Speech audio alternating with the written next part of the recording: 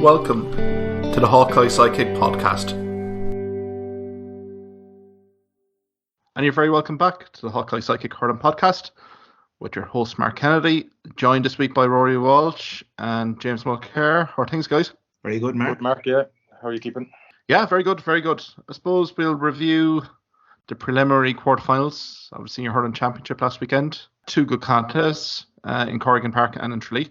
But we had inevitable results with Cork and Wexford advancing. We'll look at that. We'll also look at the upcoming All Ireland Senior quarterfinals.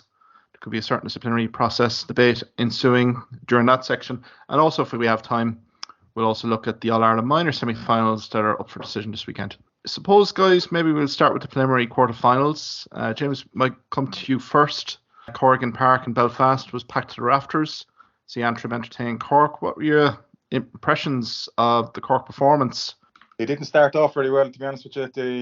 They looked like a team that maybe, to me, that they were maybe overlooking the game. I thought there was a lack of intensity there, and they kind of reverted to sort of bad habits where they were, trying to spray it around, like almost you nearly kind of think them like they're the Harlem Globetrotters at times, the way they were spraying it around, and they're now trying to walk the ball into the net when there were points on. And to me, it looked kind of nearly like they didn't treat Antrim with the respect that they should have early on, and Antrim kind of fed off that. Now there was a very strong wind, I suppose, but Antrim fed off that, and Malloy popped up with a couple of scores from midfield. I thought that defensively Cork were in a bit of bother in that first half. They kind of isolated Downey. Obviously they conceded, 2 goals conceded, or four goals in the first 20 minutes, but Cork conceded 2 goals and they looked a bit open there defensively, bar maybe Joyce, who was solid. But Donoghue didn't play, and he was kind of a loss back there.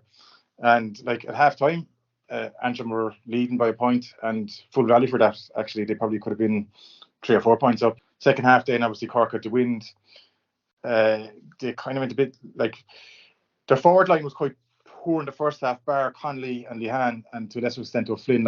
Kingston was anonymous, he was taken off. He's kind of becoming a little bit of an enigma in that, he could be good one week, shoot the lights out, and the next week then he can be quite poor and he's taken off. And he nearly seems to, it's a bit of a conundrum there really for Kingston, for Kingston Senior, in that he offers more nearly coming off the bench than he does starting. So I don't really know what. It'd be interesting to see now for this weekend. Does he start or does he drop back to the bench? But in the second half, then Cork kind of got on top, and Antrim kind of, I suppose, it kind of ran out of steam really towards the end, and the last 10 minutes, then Cork pulled away. But you never felt like the Cork were in trouble, like they were going to lose it. But it was patchy performance, I suppose, really is the overall kind of takeaway from it. But I think you said it the other day, Mark, is that they might actually stand to Cork better than had they gone up there and shot the lights out and hammered Antrim, that they might be going in there on Saturday thinking that everything's great and everything's rosy, whereas there's something for them to work on during the week, something for management to kind of hammer them on, and they got a reasonable test, and it kind of sets them up, I suppose, nicely going into the weekend. Yeah, absolutely. Rory, might bring you in there. What stood out for you in that fixture? Yeah, I think last week I predicted that the Cork forward line would cause, serious problems for the Antrim backline, but probably overlooked Cork's frailties at the back themselves. And as James said, Antrim did expose that weakness in the first half. And it did. It made for a much more competitive game than the game in Tralee. The fact that Antrim were causing serious problems for the Cork backline.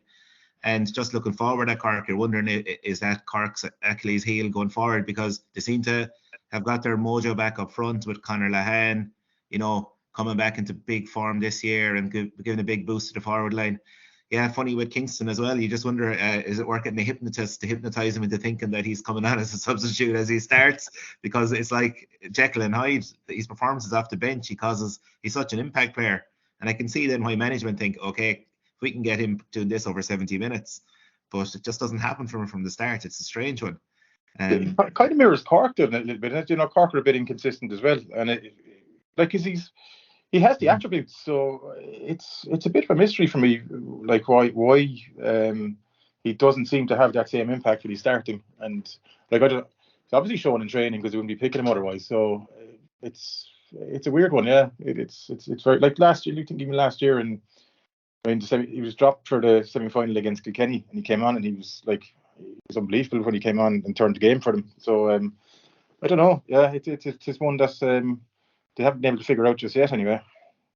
And from Manchester point of view, Keelan Malloy was outstanding. He got the score in the first half where he sorted up the pitch, flicked it over, controlled it again, and took it down.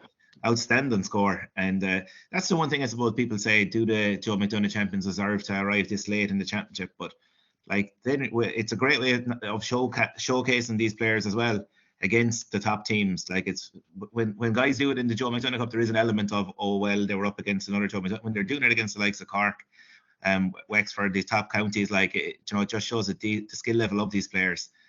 So that's one bonus of the game. And I think as well, when we're looking back on it, the week of a gap wasn't very fair to either team, because both Kerry and Antrim would have been like, they wouldn't have even been looking at that game. They'd have been looking at the Joe McDonagh final, and that's what they'd have been building for weeks. And then after the game, I'm sure both teams would have had a celebration of sorts. Antrim, of course, celebrating the win. Kerry, of course, even just looking back over their campaign and having a few drinks, and then having to pick yourself up then for a team that are raring, chomping at the bit. Cork after on a high after the win over Waterford. Wexford after a famous win in Nolan Park, and both those teams, coming to town and just having to pick yourself back up for a huge game like that. It is a tough one. And I think Antrim, performs better, closer to their potential than Kerry did. The goals, of course, helped Antrim as well, whereas Kerry not getting an early goal, kind of let that gap drift out until it was, unmanageable then.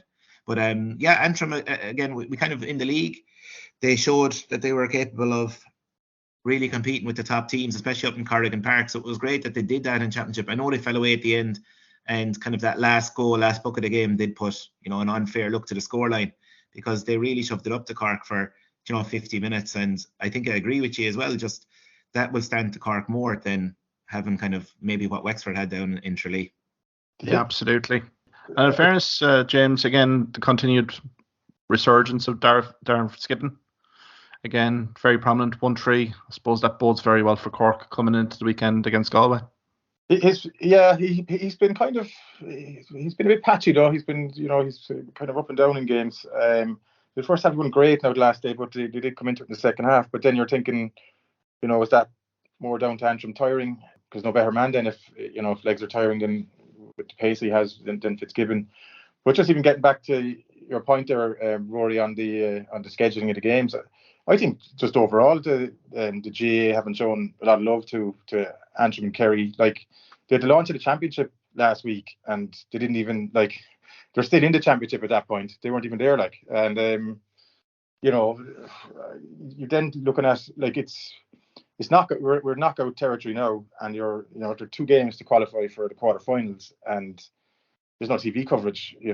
No stage. Like, it's all gone into the Tailteann Cup and whatever else is on. But you're looking, the only game, the only way, and even when it came on GAA Go, that was only announced quite late. So you think there was a bit of a backlash there. There seemed to be people kind of annoyed as there was no coverage of it. Even on the radio, they were covering I don't even know the name of the tournament actually, the rugby tournament that was on. And I just thought if you're trying to promote the game and you're trying to give, you're trying to bring along the likes of Antrim and Kerry, I thought it was a bit disrespectful to the two of them. And you'd like to see that, that they could have covered those games. I know maybe they've higher priorities, Sky and RTE did, but just disappointed overall with the way they were treated in the last couple. And then, as I said, the scheduling then was just a week after they played Joe McDonagh, not fair in the meter. So there's a number of things really the GAA could look at if they're serious about promoting hurling in these counties. I agree, James. I suppose the first thing they can do next season is to put the finalists with Joe McDonagh in a photo shoot down in Lockmore Castellani or wherever they're going to put a photo shoot on for starters. Give him a bit of respect, because it certainly didn't happen. But in fairness to Antrim, it was an admirable display, given I think the quick turnaround, as you said, guys. And like Ian Malloy, McNaughton, they were very prominent. I mean, they dominated kind of the middle period of that opening half. I mean, they shot 10 wides there as well, which, a few of them go over, James. I think you're if you're a Cork fan, you're probably a little bit worried at half time, but given that there was only a point in the difference, Cork were always going to come back. And Robbie O'Flynn, I thought, was huge for Cork in that opening period when things weren't going according to plan for Cork. Robbie O'Flynn chips in with 4 points there just to stem the tide. So again, another guy here, James, that it'll be on top form for next weekend. He's a bit of an unsung hero, I think. Like he kind of gets through it. His work rate is good, generally when that line has been sort of malfunctioning for Cork at times. But him, Lehan, and actually Connolly's another guy that was good again the last day, and he's kind of given Cork a bit of another dimension in that full forward line. They were a bit, it's kind of in terms of ball winners and competing aerially, it was kind of Harnedy, and that was it really. But Connolly has offered something different up there in the full forward line, and he's come in there, like he's come into a team that wasn't performing well. He came in there with the Waterford game, and he's made the full forward position his own now, where you're thinking like he's certainly be starting again full forward the next day against Galway, and he's made a big difference. And Lehan as well. Like those three were, they kind of kept the show on the road for them in that first half, because I think the rest of the forwards weren't great now, to be honest with you, I suppose all in all though, James, gets you into the next round, the All Ireland quarter final. And as well as that, Wexford going down to Austin Stack Park, Derry Egan very complimentary of Austin Stack Park, the facilities, the pitch, and also the Kerry challenge, particularly in that first half. But I suppose the 10 points just before half time for Wexford really opened up the game here, Ruairi. And really there was no way back for Kerry in that second half. Yeah, and I suppose from a Wexford point of view then, they gave Derry Egan a chance to just get another game with that settled team, because there was very little change from the team that went to Nolan Park. And we know before that they had players coming back from injury and whatnot. So just getting that game with a settled team before they met the Munster runners-up, which is clear now, it's still a worthwhile run out for them in that sense. And it sets up for an intriguing battle this weekend, and the whole which we're going to get onto in a bit, the whole disciplinary saga as well, kind of really tease up both these quarterfinals. Look, from a Kerry perspective, as we mentioned, it was always going to be tough, and also for the team that loses the final, you have to pick yourself up from the disappointment of it, and the fact there was only 1 point in it against Antrim. It was going to be a tall order, and as we mentioned earlier, you're playing a team that are kind of coming in on an up as well, who are probably looking at a bigger game down the line as well.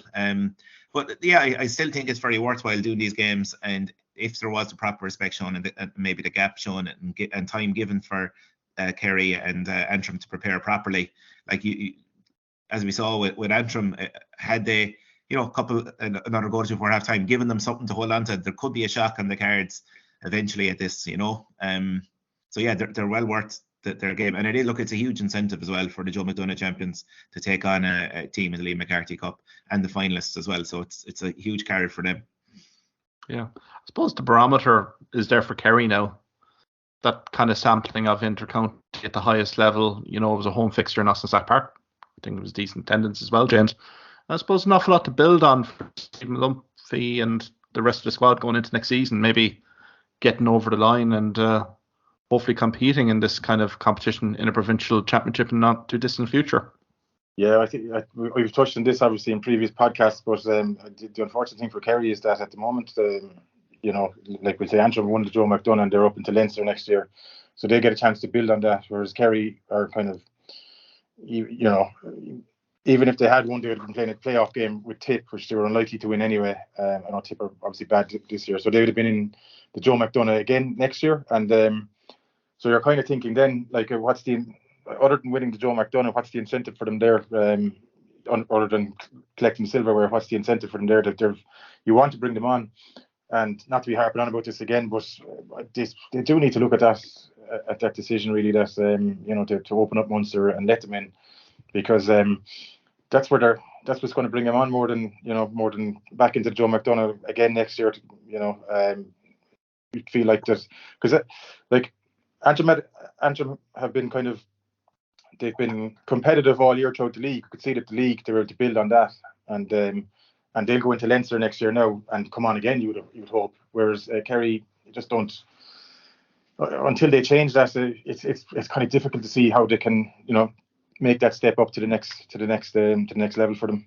I think that's one thing, James, straight away that the GA can do for next year, because everybody, I think, was in agreement that if Kerry had beaten Antrim, that they didn't deserve to end up in a playoff game. They should have been promoted straight into a six-county Munster, and whether then the Munster GA wanted to give Kerry home advantage for their games, that was a separate decision. But in case it happens next year, if Kerry end up winning the Joe McDonagh next year after being in the final this year, and then not get promoted, it would be farcical, I think. And look, if they go into a proper Munster Championship and it turns out that they're way off the standard of it, they'll just go back down to Joe McDonagh again anyway, but at least give them the chance. Totally agree.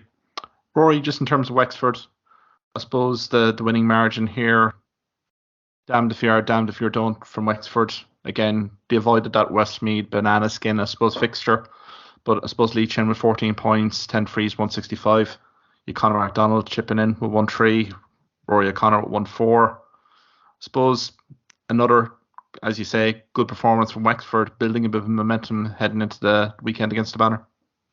Yeah, and it's kind of that aerial threat you'd be a bit worried about up front, because as we know, Conor MacDonald really strong in the air, Leach in as well. And last year when Clare played Wexford and Thurles, Wexford set up really defensively, and at some stages it was hard to say had anybody in the full forward line. But that's going to be different, I think, under Egan. They'll be a bit more direct, as we've seen. They'll mix it up. They'll still play short, but they can go long and direct, and it might cause problems for the Clare full back line. And as we said, they're coming in now with a bit of confidence as well, and with kind of a clean injury slate. As Kieran is pointing out, then you have both Wreck brothers are now kind of fit for selection, which is a huge boost to them as well. Roy O'Connor has started off slowly in the championship, has really come into form, caused Clare huge problems up in Ennis in the league that day, and was kind of the difference between the sides. Lohan, I remember afterwards, was kind of harsh words for Rory Hayes, and we saw how he responded from that. And we know Rory Hayes had a bit of a poor game on Flanagan the last after being excellent in the previous games. So hopefully he reacts like he did from that Wexford League game and comes out, because Clare going to need to keep Rory O'Connor quiet. He can turn the game. He has that ability. He's one of these special players, no more so than Tony Kelly on our side and Shane O'Donnell, but he has that ability, to turn a game in a moment, and Clare just really needs to keep an eye on him. And as we just said, he is hitting form right now. Chin was excellent, and he like, I suppose it's the ideal game for Wexford as well, in that obviously Chin is still working his way back, and with every game he's looking better now. And yeah, Wexford were in kind of fine enough fettle going into that Clare game. The only thing I will say is that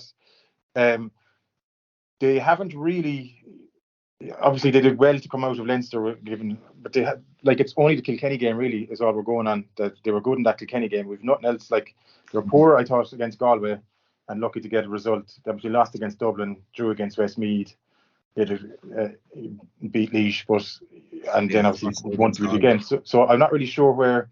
Mm-hmm. I'm not really sure where we stand with them at the moment. I think there's a bit of a, like, it'd be interesting to see what happens at the weekend. I'd still have. They haven't really shown me that they've recovered sufficiently from that league semi-final scutcheon that they got at the hands of Waterford. They're still, they were, as I said, they were good against Kilkenny, but Kilkenny were extremely poor on the day, that day as well, and they kind of played into Wexford's hands. And Wexford historically raised it against Kilkenny, like, in this team. They do, like, yeah, and they, like, Kilkenny were really, they were really predictable, really one-dimensional, and they kind of made it. I say they made it easy, because it's never easy to win in Nolan Park, but they did make it relatively easier than what it should have been for Wexford. So yeah, big test for them now at the weekend, against a Clare side that's coming in. I don't think they'll have lost any momentum. Like, if anything, their stock has risen after I know obviously it's very disappointing to lose it, but I mean, they went toe to toe with Limerick for the 70 minutes and then the extra time as well. I know they did run out of steam a little bit in extra time, but if you're Lohan, you're going into that quarter final very confident still. I would have thought that you have gone you've drawn with like they're still you take the extra time to feed out of it, but they're still undefeated in Championship after 70 minutes. They've 2 draws at Limerick in Championship. I think they're in a very strong place going into that quarter final against Wexford. And Lohan, I'm sure. Obviously, the 2 lads are back now and free to play, but I'm sure he would be creating a siege mentality. No better man, I'd say, to rally the troops. And I would be expecting Clare to be going in there primed for Saturday. I think Clare will be very dangerous on Saturday. And I think Duggan, like Ruairi Hayes at his best, of course, outstanding defender, and he obviously having him available for selection is a big boost, and it'd be interesting to see who Clare match him up with. But Duggan is a huge one for Clare, getting him back, because he gives you that long ball direct option when you're under pressure back. Even the short puck out to the full back of Wexford pull, you can go straight. Conor Cleary can launch one straight down on top of Duggan. He's just there all the time as that option. When he's not there, we don't have a like for like. I know Shanahan is really strong in the air, but he seems to have more of an impact coming in off the bench maybe. And I know he's fit to play now, fit for selection after had a knock going into the Munster final. So yeah, it's just that you're not replacing like for like. If Duggan was to miss out, you're kind of maybe looking at maybe a Shane Meehan who's a different type of player, and it might affect the way Clare play. And also the work rate Duggan gives Clare off the ball. Like, he's been off the charts this year, like, and it's just tormented defenders. Just his long reach and able to get his legs and arms in and just disrupt things.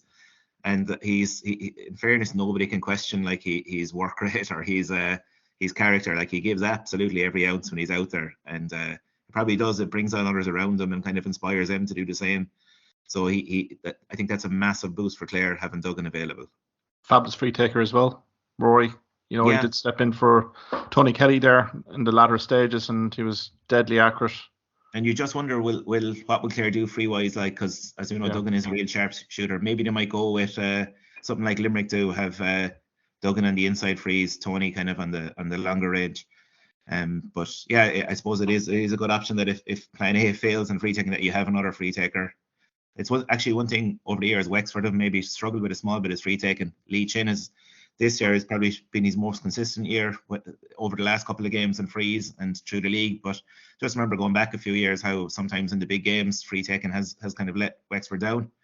And we'll just see on Sunday whether that they have that nailed, because as we all know, like, if you're not hitting 90% of your frees at this level, like, it's you're wasting scores. And we saw that in the Munster final, where unusually you had Burns on a day off and Kelly on a day off. And it was just, very unusual to see both free takers not being on a day off at this level, because, like, usually anything now from your own 65 in is nearly a nailed-on score. There's no injury concerns really with Clare. There's obviously Kelly went off. There was just more cramp. I think you were saying, so they've a clean bill of health today for. Yeah, clean bill of health. And from what I hear as well, Aidan McCarthy is has another 2 weeks training under his belt and could be available for selection as well. And I think he's another big boost. It was one thing against Limerick I thought was at times in the second half we were struggling to win a high ball on the half forward line, and I was wondering about were they going to bring Duggan out and just catch a clean ball. And Aidan McCarthy gives you that, and he gives you a bit of pace as well. So even if he was just to come in as a substitute, like, it does strengthen your sub bench having him there. I thought he was excellent last year for Clare, his best year. And the only thing, as we said, he's obviously going to be rusty after missing like the whole year so far. But if they can gradually, get him in, and maybe if Clare can hopefully get over the line against Wexford, you'll give him another 2 weeks then into the Ireland semi-final, because Clare are going to need everyone if they're going to go as far as they can in the competition. I think that bench impact as well, Rory, is going to be key for Clare. You're just given the performance levels Sunday week last against Limerick, the 2 week turnaround. Any concern in the banner in terms of maybe energy levels not being quite there, and as you say, the bench not probably being used to the maximum by Brian Lohan in the Munster final? I don't know, like 2 week turnaround, like these guys, I think that's more of a mental issue. I don't think physically it's going to be a problem, like with the kind of professional backroom setups these intercounty teams have now with their S&C teams. Like, they'll have the players physically right. It's just the whole emotional occasion of the Munster final, and kind of having a team that in a way are coming through the long grass and hitting form as well, kind of having with a target on your back in a way, because Wexford will no doubt see this as, a game they can win, and will be, see this as a great opportunity to get back into an Ireland semi-final, where there's be a good chance they'll be playing Kilkenny, who they've beaten already. And I think it's an open draw, actually, if the results work a certain way, isn't it? I think if Wexford win and Cork win, then it'd be if Wexford win and Cork win, then Cork would play Kilkenny and Wexford would play Limerick. Okay, that's the way it works. I think that's the only, because they'd be looking to avoid the repeat pairings, you see, and you could obviously in that scenario, but then in the other scenario, I think it's like if Wexford Galway win, Wexford will be playing Kilkenny, won't they? So like they'll see they're kind of looking at a potential path to Ireland. But it's going to be a tough one, and as we said, bench is going to be really important. And I think like the funny thing, we were talking about an injury crisis with Clare going through the league, but right now every week they seem to get another player off the treatment table, and it's just getting stronger for them. And I suppose like mentally and the whole lot as well, like will certain players start feeling it a bit more. But I think as well, Thurles is going to be a big advantage for Clare. This is their 4th championship match there this season. Like it's almost like a home ground for them. And as James pointed out, like Clare on 70 minutes have been unbeaten with the championship. They've been unbeaten in Thurles as well, going back over 70 minutes last year against Wexford as well and Waterford. So it's a venue they like, this team, and venue they're very familiar with. And that has to mean something as well in, at this level now where margins are going to be so tight. But it's not a venue that Wexford will be particularly fond of. It's not really, it's a bit of a graveyard for Wexford, so that would be another advantage for Clare. I also think as well, in terms of getting Clare's mentality right, obviously big disappointment in the Munster final. I think that what happened with the suspensions, that could galvanise them, and that the focus will go on. Like, I'm sure Lohan would have played that to create that siege mentality, and all of a sudden then the disappointment of the Munster final is gone. The 2 players are back now as well, and I think that will just refocus their minds, help them get over the defeat a little bit easier. So for me, everything is pointing towards Clare at this moment. And I know intercounty managers always talk about the process and it's all about us, but I guarantee you, any bit of advantage you can get. Lohan would be mentioning the close contacts fiasco from last year against Wexford. 100%. Yeah. That would have been coming out. Anything at all that can, especially after a defeat as well, to fire up the troops again for the next round. He probably brought in 98 and everything, I'd say, Anything that helps. But look, from a Clare point of view, I suppose we're just delighted to be at Hurling in the All Ireland series, because probably a lot of people were kind of writing us off as the 5th team in Munster going into the championship this year. And as one of the lads pointed out today, this is actually the first game in the bookies have Clare as a favourite. They were outsiders against Tipperary, outsiders against Cork, same with Limerick up in Cusack Park, and against Waterford, due to the fact that Clare had kind of announced a weaker team. So this is and obviously Munster finals is the first time they're favourite. So now I presume the players aren't looking at odds and anything like that, but it does kind of change things when you are like we know in Ireland, teams thrive off being the underdog, like no more so than our international rugby team at times love that underdog kind of tag and status going in against a heavyweight team. And we've seen it so often in GA as well, where the underdog gets that extra bit of kind of hunger and heart going in. So it is kind of an unusual spot for them to be in, being favourites going into a match. But with the way things are now with sports psychology and all that stuff, you'd hope that it wouldn't get to them. And I think Clare are wary of the threat of Wexford. As we said, they were superb in Nolan Park. And just one match I'll be interested in is Lee Chin and John Conlon. Like, I'm just kind of interested what they'll do there, because Conlon against Limerick was superb in his delivery. So, like, Lee Chin will want to play his own game as centre forward, and are Wexford going to give John Conlon that room then to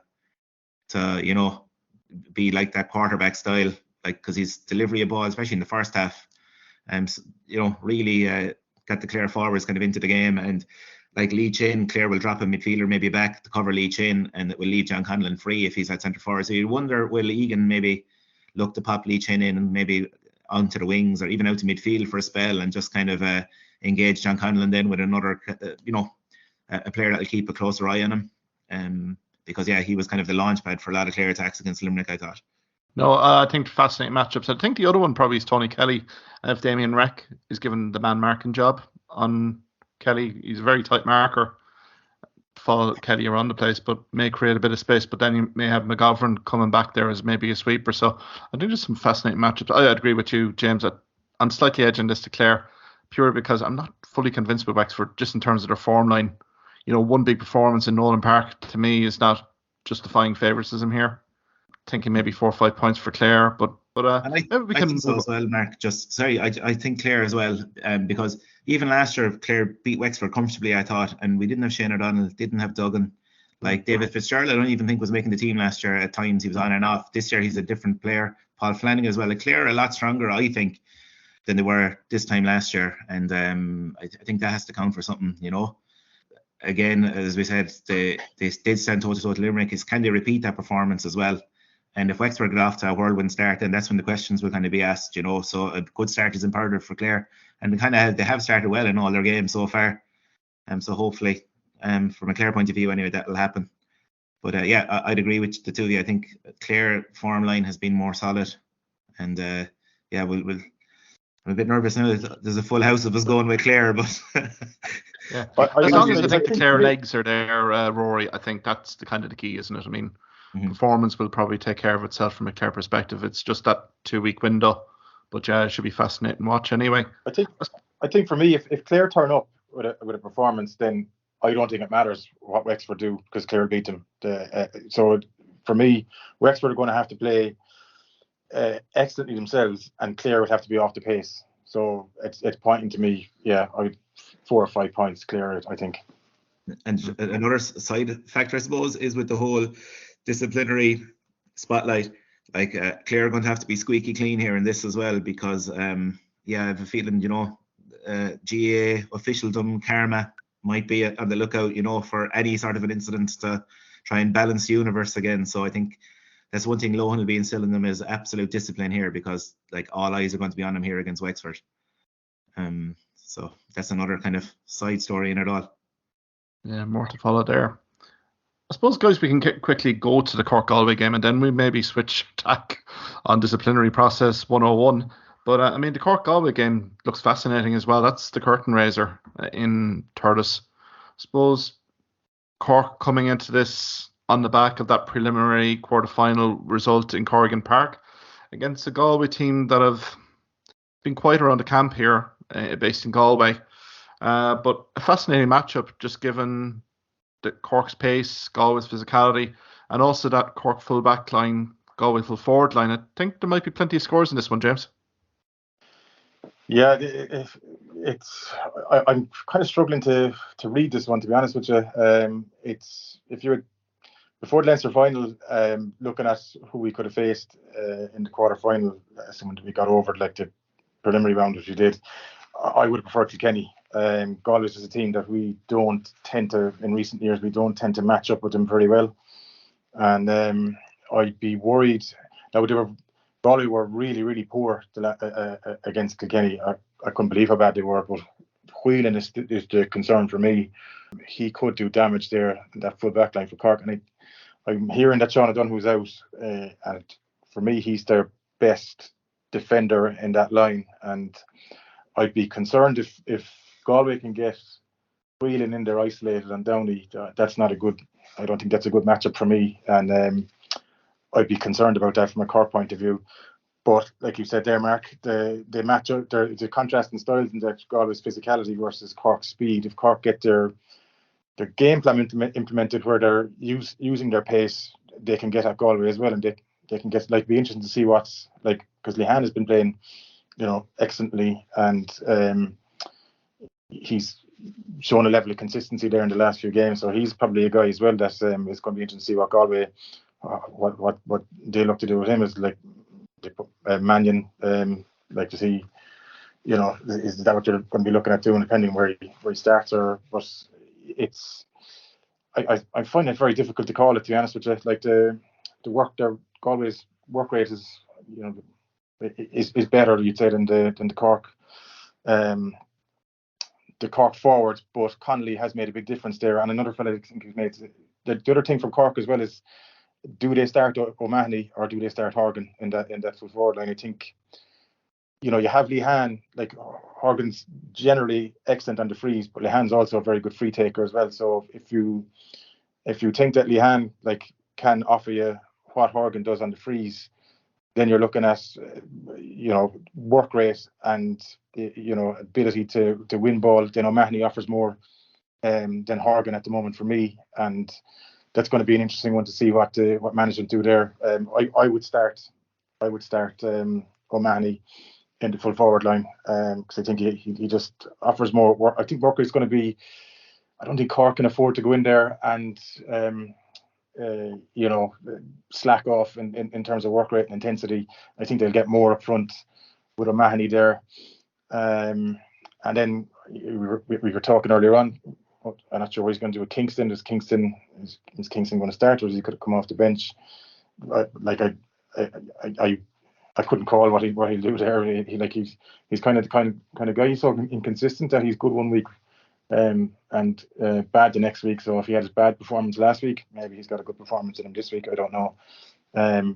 But I couldn't call it. Like Galway were so bad, but I'd be sure that there'll be a reaction in Galway. I think they'd fancy it against Cork, but equally, you could make a case for Cork winning as well. I think it's very, very, very, very, very close to call. I couldn't. I maybe like that's probably the heart ruling the head have a slight leaning towards Cork, but I wouldn't be saying that with any real certainty at all. It wouldn't surprise me either way if whichever team wins this. Rory, bring in there in terms of Galway, I suppose Henry Shefflin learned plenty off that Leinster final loss. He's probably seen his previous predecessors when Galway got to a Leinster final maybe not really performed to their capability. I suppose from a Galway perspective for Rory, what are the focus points to get a win on Saturday? Yeah, well, one thing I think James alluded to as well is Galway aren't going to have it as physical against Cork because Cork play a different style. Cork will be, looking for a more open running game that'll suit them, whereas so Galway, that'll in a way will suit Galway as well. It'll free up, you'd imagine, the likes of Mannion, who was well marshalled against Kilkenny, is going to get freed up that bit more, and I think that's what Shefflin will be looking for this time. Get his top players in possession, because he didn't do it in the Leinster final.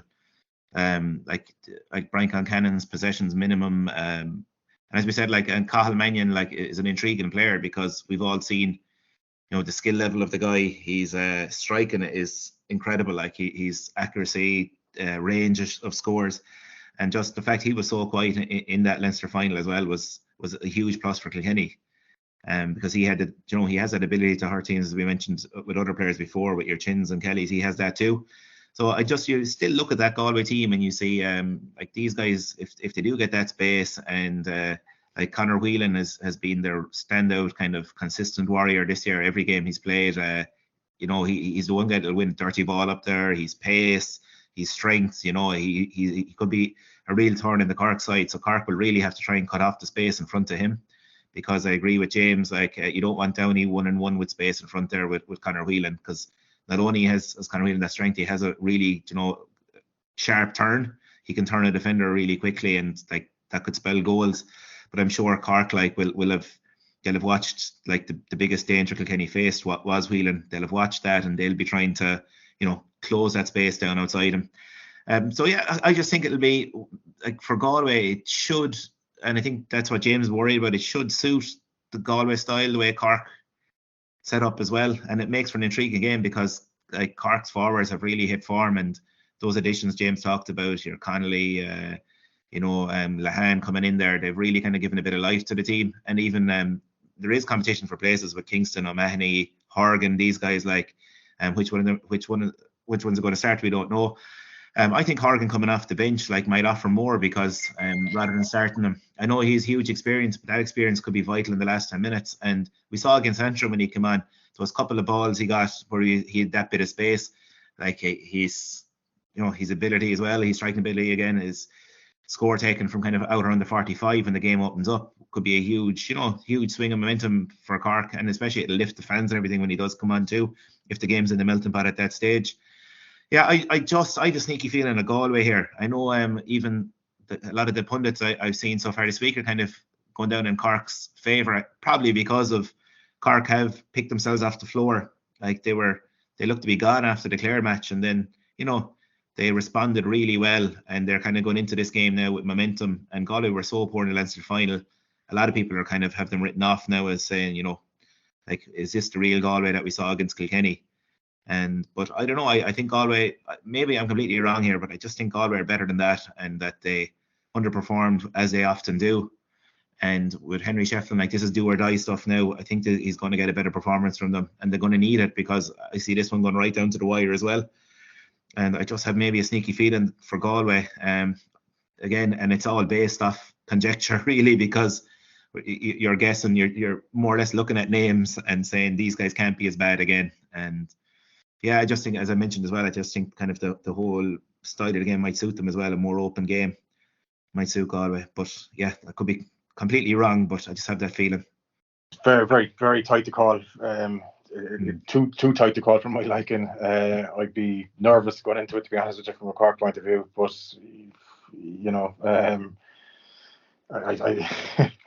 yeah, I mean, I suppose the other like plus for Cork as well the last day. Now I noticed, like, Antrim did tire that they brought on Jack O'Connor, and he did look very lively, and he hasn't hit the heights that he hit last summer, but so he, like, obviously he's got pace to burn, and he like the setup for the goal, he ran the length of the pitch there, and he could be an option as well that could be, get tired legs, because there is a lot of mileage on the clock in some of those Galway players back there. So like, the last thing you'd want to be seeing is pace coming on with if the game's in the melting pot was 10 or 15 minutes to go.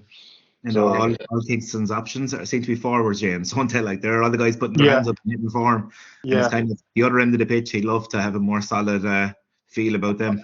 I think O'Donoghue is, depending on whether he makes it or not, I think he's going to be a big loss if he's out. And I'm not really, like, you're looking at the options, what they're going to do is, like, it's probably Cahalane coming back, and I think he's limited enough, and yeah, it's defensively for Cork really is the concern, and particularly for me, Whelan, I'd be nervous about the damage that Whelan could potentially do, but I suppose we wait and see what happens. Yeah. I think it's a fascinating fixture. I think the key point up here in Galway has been who's the leader of this Galway attack after the Leinster Hurling final, because there was an awful lot of miscues, particularly in that third quarter against Kilkenny. Claire Whelan had a great opening period, like Keenan Fahy, but kind of died as the game wore on. There was no one really in that forward line that really put the hand up to really say that they were the leader of this forward line unit. I think from a Galway perspective, that'll be the curious question that people will be asking themselves and Turtis. I suppose for Cork as well, the pace, if they can establish the run game, particularly in that middle third. I think there's still genuine concern here in Galway in terms of maybe pace issues down the middle for Galway. So I think it's fascinatingly poised.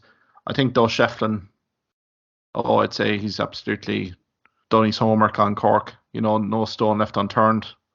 I think you might say one or two changes from that Galway side in the Leinster Hurling final, because we're certain with players that didn't perform in the Leinster Hurling final. That's probably been duly noted by Shefflin, and I think you might see maybe a David Burke come in from the start, particularly in that wing forward position. So I think I'm just going to edge this to Galway, but again, I wouldn't be surprised this went extra time here, guys, because these two usually put on thrillers anyway. I'm expecting nothing more on Saturday.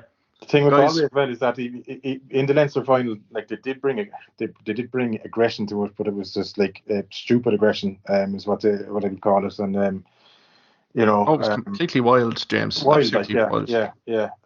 So like we're kind of, I suppose, we're kind of glancing over what's happened in the Leinster final. But if you were to take the championship as a whole so far, they're probably more consistent than. I know they obviously had a draw the first game against Wexford, but I thought they were decent that day. It's just that they let that one slip. Their form has been generally more consistent than Cork's. It's so tough to read. It could go either way, and your call could be spot on, Mark. Maybe extra time will be required to separate these two sides on Saturday. I suppose, guys, we've dodged it for 45 minutes in this podcast, but I suppose we might have to talk about certain disciplinary matters that surfaced end of last week into this week. suppose Rory and James, suppose for Rory Hayes, Peter Duggan, Keenan Fahey, clear to play on Saturday. But it's left a very unsavoury taste in the mouth, hasn't it, in terms of the disciplinary panel process, how the suspensions were communicated. What's been your feeling here, Rory, particularly from a Clare perspective? What has been kind of the overriding feeling from your perspective, and what could we do to improve this disciplinary process, because it seems to be clearly flawed at the moment?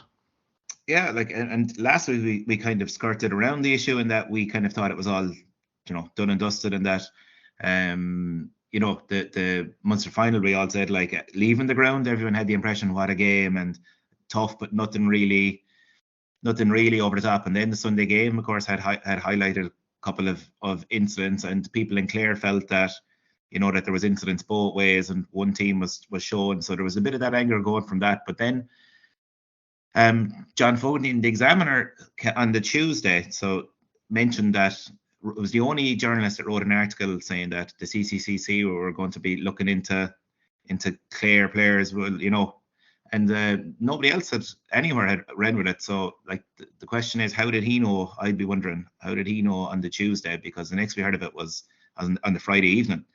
And it's just, I just think, if that's the way the players found out, or management found out through newspapers, that's there's a lot of question marks, I think, about the whole procedure of it, because the question, like, genuine GA fans are wondering is, are they reviewing every game? Or was it just because the Sunday game highlighted these issues? Have they gone through, like, the Munster Championship games and Leinster Championship games that have been played so far and deemed no issue worth revising?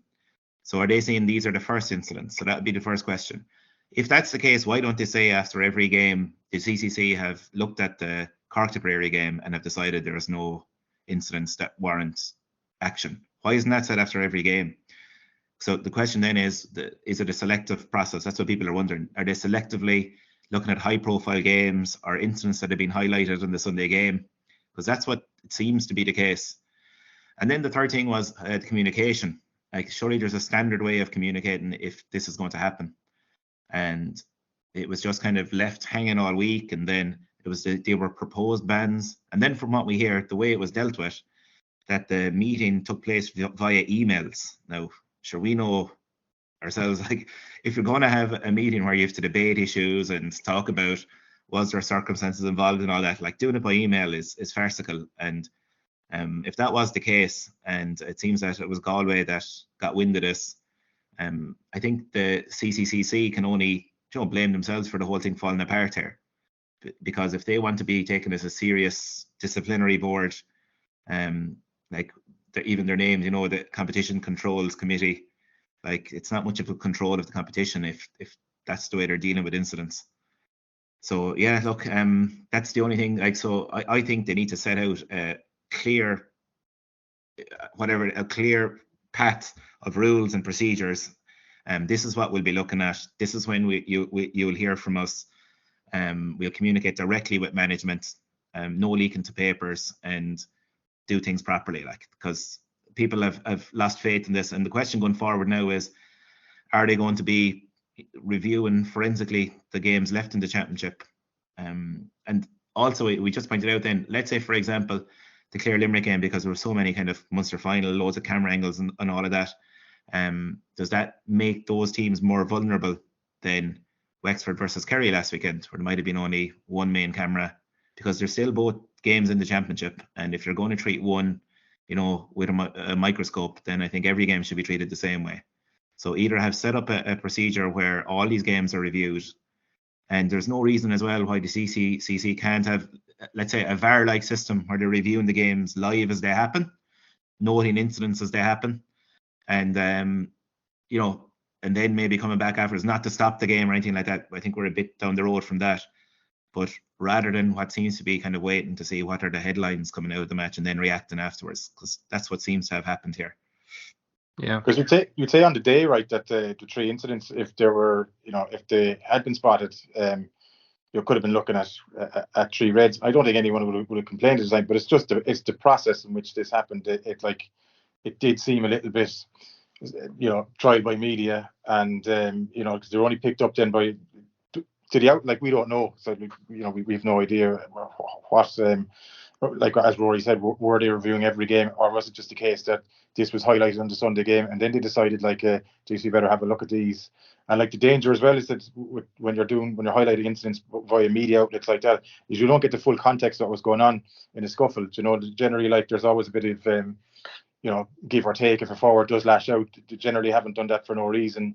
You could have a back that's been pulling at you all game, pulling and dragging at you, or giving you a dig here and there, and you're just trying to get them off you, or letting them know that you won't take it. And when that's shown in isolation, then it can look way worse than what it is on the day. And that's kind of the feeling that we had after watching the Sunday game. And it really is just a lack of transparency. Like we don't know, was it just those 3 incidents that were reviewed, or were they reviewing other incidents as well?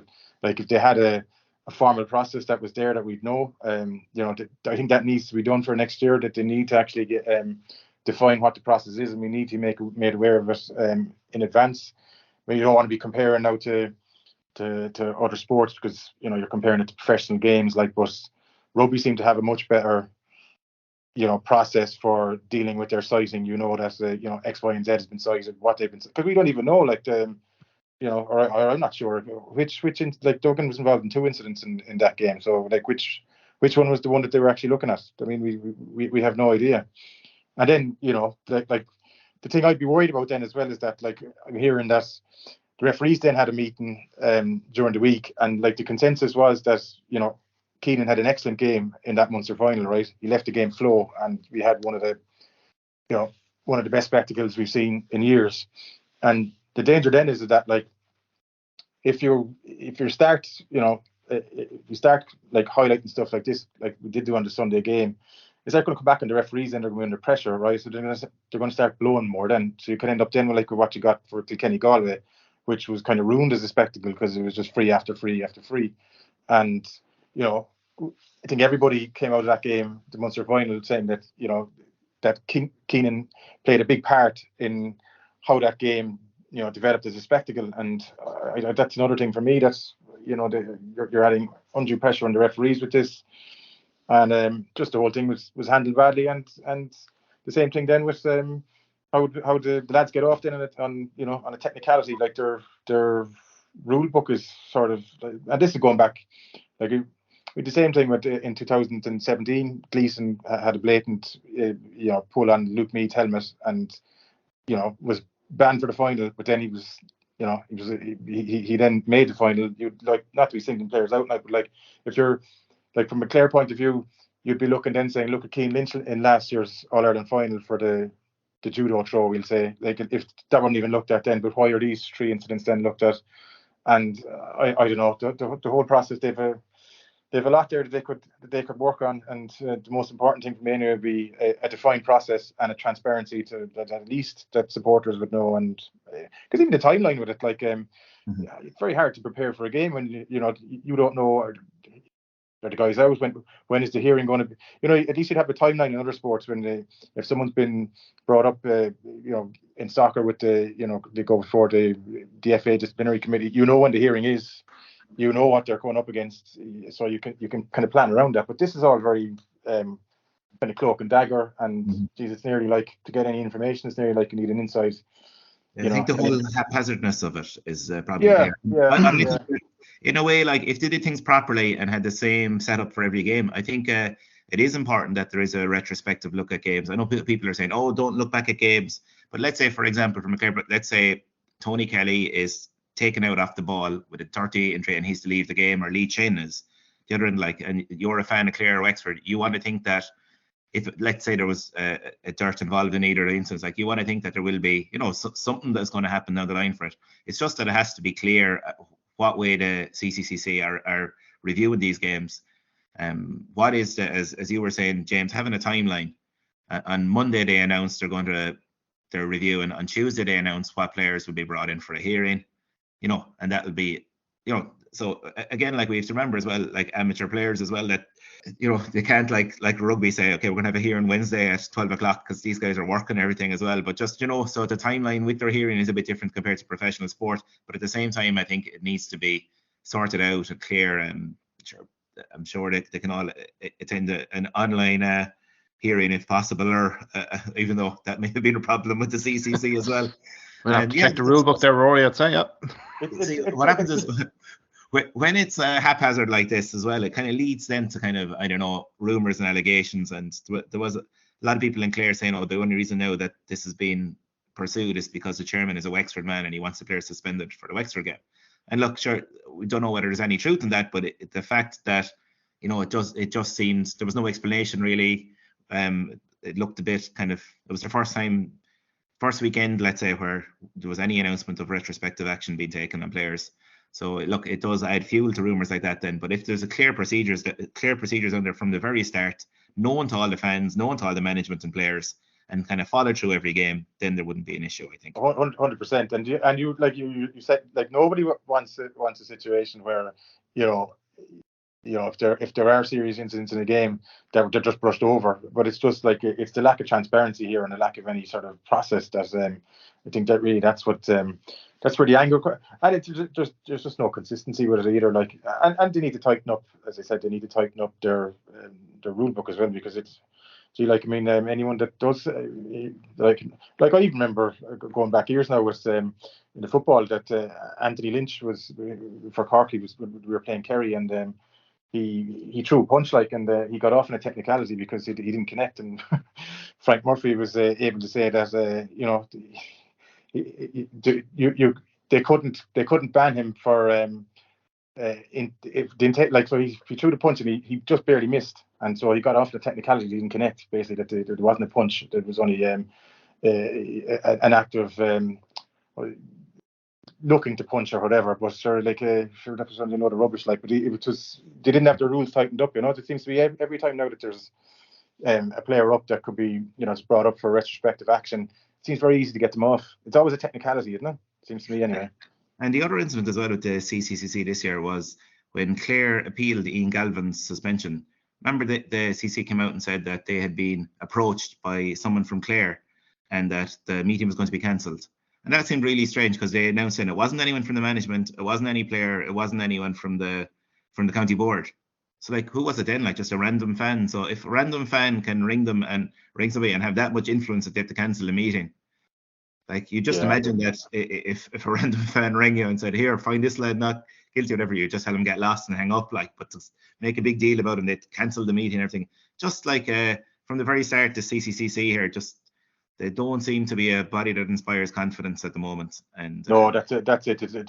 There's lack of trust there from supporters and everyone else, and that's the thing really that they need to you know, to get sorted out, because, like, maybe after the quarterfinals, you know, there is a gap to the semi-finals that they can just lay out some clear rules. So there's only 3 games left and say this is the way it's going to be for the last 3 games, and at least then hopefully, like, because if we did have that transparency, I don't think anybody would have had any you know, qualms about, you know, the players, if we had that transparency. But we didn't, like, so you know, then these rumours then start flying around, and sure, nobody's any the wiser then. I think you've hit the nail on the head. It's transparency really across the board. I suppose any changes to the disciplinary process will have to go through Congress, and that quagmire of trying to get legislation or rules passed. But I think it's just the whole communication. I think there's case studies there on other sports.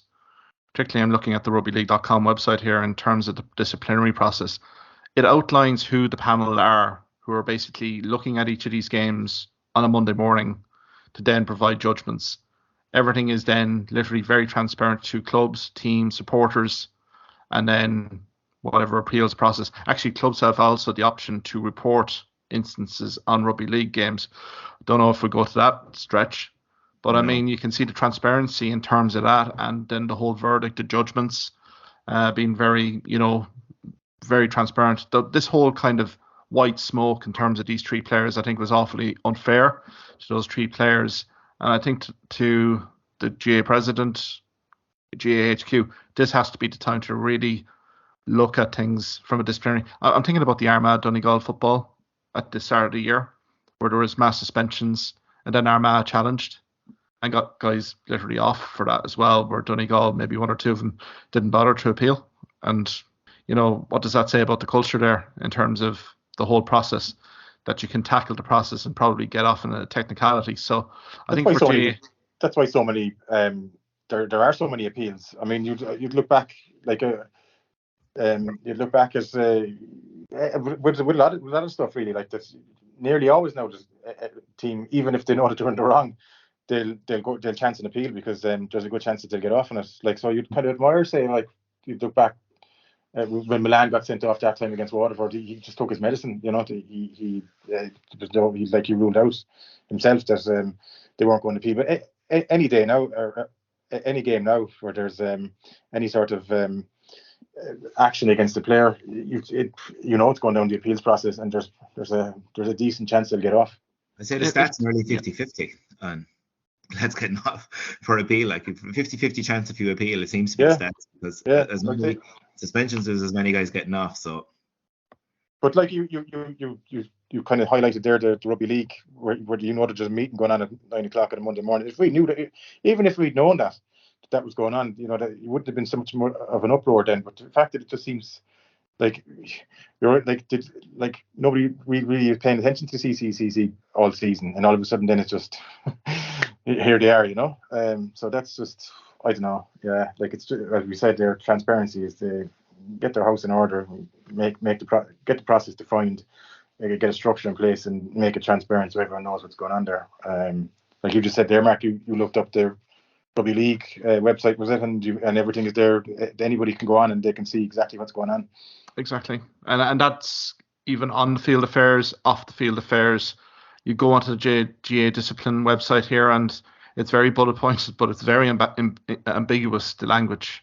So I think it's almost from a GA HQ, they're almost having to hire legal minds here to really look at this rule book and the disciplinary process to really kind of close a few of these kind of avenues. Really, I think it's not a short-term fix, I don't think, for GA HQ, just given the historical problems with the disciplinary process, and it really does let down the product. Do we want to even talk about the All Ireland minors semi-finals here, Ruairi and James? Maybe quick predictions from yourselves. Clare Offaly tomorrow night in Thurles. Ruairi, what's the head saying and the heart? Offaly have been the standout team in the championship so far. As we saw there in the Leinster final, half back line, Guinan, Kavanagh and Shirley, the two wing backs flying forward with pace. You've Ravenhill at centre forward has been, a real handful for teams, and Adam Screeney inside corner forward has, player, small player, but really quick and lovely touch and striking ability. So Offaly are going to be favourites for this game. Clare had a great Munster campaign, beating Cork down in Parky Rain. Epic game with Tipperary that was, went to penalties, and a huge win over Waterford as well in the Munster Championship. And the one worrying thing for Clare, I suppose, was a performance against Galway where they were well beaten, and it seems to be an anomaly overall because they came back and beat a very strong Laois team in the last round to qualify. So you're kind of thinking Clare it's been a while since Offaly have played. Clare have had that game under their belts against Laois. I just see it being a really close game again. I'm looking forward to this one now tomorrow night. Just the fact, I suppose, that Offaly have been, the team everyone has been talking about since the start of the championship. I saw up close there how good they are. And I'm hoping that the likes of, Fiona and Tracy, who's been superb fullback for Clare, and, the half hour line we mentioned before as well. Jack O'Farrell there, and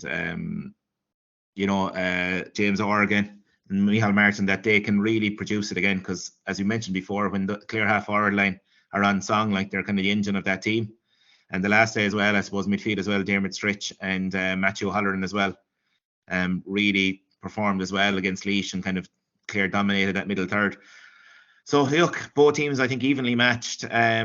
Just maybe Offaly have that, they've been that bit more solid. They haven't had a game like Clare had against Galway. They haven't had a really poor game. So I'd see Offaly winning that one, just very narrowly though. But I wouldn't be at all surprised if Clare win it. Such as an nature under 17, and yeah, they're probably, as we said, going in with that extra game as well. So, but yeah, I think maybe just Offaly. Yeah, and James, quickly from you, tip Galway on the Sunday in TUS Gaelic Grounds in Limerick. That looks an absolute cracker. Who do you fancy in that one? That does look like a cracker, all right. Rory alluded to it in the other game, is the same day with Offaly is that tipper line idle for a while now. It's been months since they played, and I think Galway maybe a bit more like they've had more games lately. Maybe a bit more like obviously Tip did come through a long campaign in Munster, but it's managing that break difficult at it's difficult enough at senior, I suppose, but you don't know at minor. You could say the dual players as well, maybe a problem with Galway as well. I think there was a few tied up at the football there last weekend, but I think Nyland looks a standout player for me for out of both teams really, and I just think the Tip sitting on their hands for the month. I think that's going to catch him. I'm leaning towards Galway, but I wouldn't be at all surprised if Tip win either. But I'm going to give a hesitant nod to Galway. Yeah, I think I agree with you there on the Galway. I think they may have a little bit too much from an attacking power perspective. It's just the layoff, I think, for Tipperary might be the issue. And I think same for Offaly as well. I don't know, I just have a sneaky submission that maybe Clare might edge it here, Rory.